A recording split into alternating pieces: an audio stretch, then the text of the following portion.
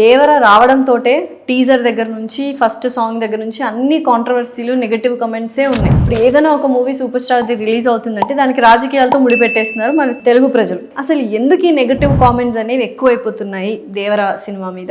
Negativity spread అవ్వడానికి కారణం అంటే తారక్ ఏంటంటే వాళ్ళ తాతగారి నందమూరి తారక రామారావు హెల్త్ యూనివర్సిటీ పెట్టినప్పుడు దాన్ని పడగొట్టి వైఎస్ఆర్ హెల్త్ యూనివర్సిటీ అని మళ్ళీ మార్చినప్పుడు నందమూరి తారక రామారావు తాలూకు పేరుని దానంగా తీసుకున్నటువంటి తారకు ఏ మేరకు స్పందించాడు కదా, స్టేట్మెంట్ ఇచ్చాడు కదా, చాలా చండాలమైన స్టేట్మెంట్ ఇచ్చాడు.